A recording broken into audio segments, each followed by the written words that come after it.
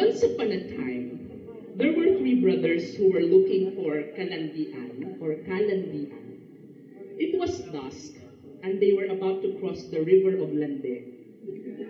Since they were wizards, they just waved their wands, and a bridge magically appeared before them. Now that river was guarded by the Great Ghost of Landi, whose sole purpose was to take the souls of malalanding nilalang unto their death. Felt cheated by the brothers, the Great Ghost of Landi enticed them, and each will receive a special gift from her. The brothers wanted to insult the Great Ghost, and so they requested for kalandian powers. The oldest brother requested for the most powerful wand of Landi in the world. So the Great Ghost took a branch from a nearby tree and gave it to the oldest brother. The oldest brother then went to a tavern and showcased the elder one of Landi. He seduced the women with his macho bravado, with his empty promises, and his explicit Landi. He felt good about his newfound power. He seduced the naive and even the wives of other wizards. That night, though, one wizard sneaked into his room, killed him, and stole the elder one of Landi. So the Great Ghost took the older brother's soul.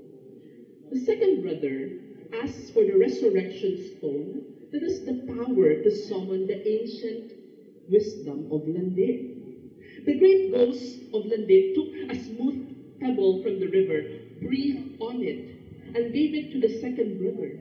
The second brother then went to his room and wrote thousands, hundreds of letters that quoted Neruda, Rumi, Rizal, Shakespeare, etc., etc. He sent the malalanding letters to all different women with the purpose of deceiving them with his silver tongue.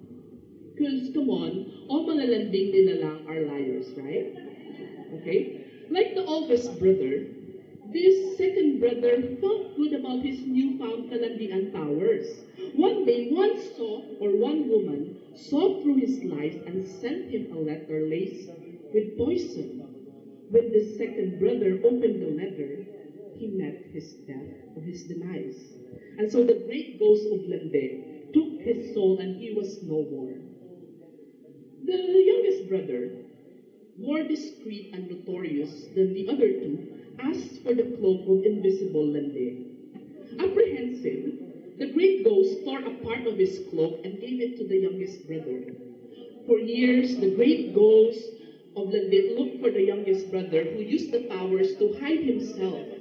His Landic moves include the kuya-kuyahan technique, the paawa and need comfort technique, the subtle use of music and poetry, I care for you technique, and other insidious panloloko. So one day, the Great Ghost though saw his digital footprint or resibo, can you tell that to your seatmate, resibo, okay, of conversation from women he lied to. The Great Ghost of Landi smiled and snatched the soul of the youngest brother.